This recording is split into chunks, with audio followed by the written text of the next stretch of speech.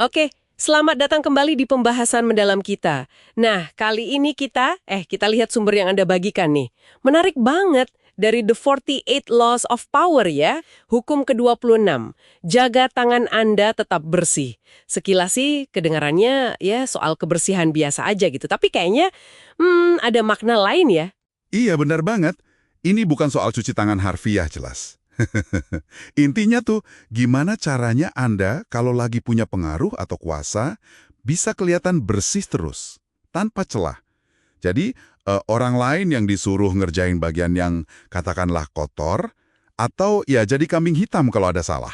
Oh gitu ya, jadi biar citranya tetap bagus. Persis. Dan di bacaan Anda itu disorot satu hal yang menarik semacam paradoks gitu. Kalau kita kelihatan kerja keras banget, itu malah bisa dianggap lemah loh. Loh kok bisa? Bukannya kerja keras itu bagus? Menurut logika hukum ini, bisa jadi Anda nggak kompeten atau nggak bisa delegasiin tugas ke orang lain. Sebaliknya, orang yang beneran powerful itu seringnya kelihatan santai, kayak nggak ada beban. Ya karena mereka pinter, memanfaatkan orang lain buat kerjaan berat atau yang nggak ngenakin, tangan mereka tetap bersih. Jadi ini lebih ke manajemen citra ya, persepsi orang lain.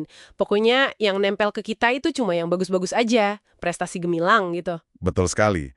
Dan sumber Anda itu nyebutin ada dua cara kerja utama nih. Pertama, yaitu tadi, delegasi tugas kotor.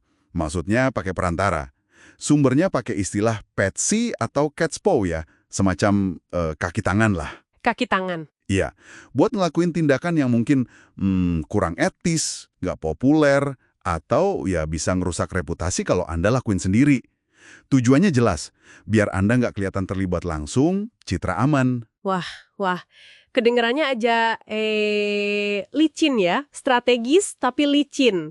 Tapi kan nggak mungkin semua rencana selalu mulus dong. Pasti ada aja kan kesalahan atau kegagalan. Gimana tuh? Nah, ini dia mekanisme kedua yang disebutin, yaitu penggunaan kambing hitam.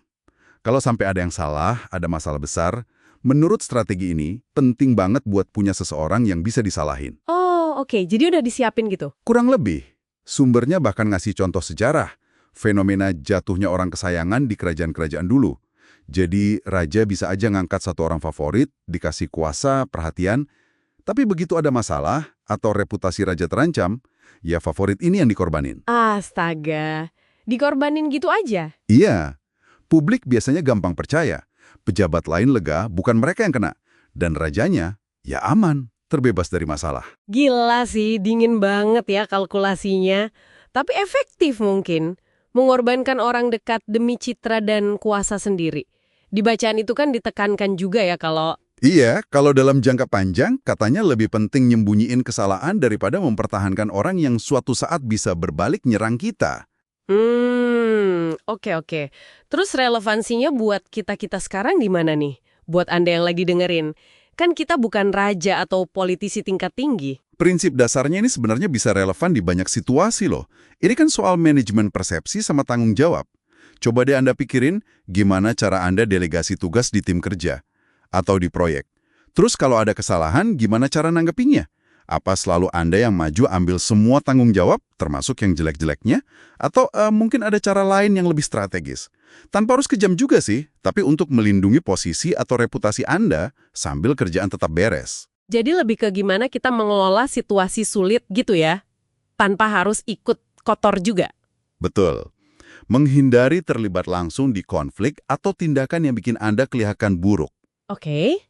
Jadi hukum ke-26 ini intinya nyaranin kita jadi kayak dalang yang cerdik gitu ya. Ngatur dari belakang layar, jaga penampilan tetap kinclong, sementara mungkin orang lain yang ngerjain bagian yang kurang enak atau nanggung risikonya. Ya, bisa dibilang gitu. Kekuatan strateginya memang nggak bisa dipungkiri dalam permainan kekuasaan. Fokus sumber Anda kan di situ. Sebuah strategi yang kuat, tapi jelas menimbulkan pertanyaan soal etika ya. Nah, itu dia. Pertanyaan penting buat Anda renungkan nih. Di zaman sekarang yang makin nuntut transparansi, akuntabilitas, kira-kira strategi jaga tangan tetap bersih model gini masih relevan nggak ya? Masih bisa diterima nggak? Di mana sih batasnya antara delegasi yang cerdas sama sekedar lempar tanggung jawab yang nggak etis? Pertanyaan bagus tuh. Iya kan? Sesuatu buat Anda pikirkan lebih lanjut.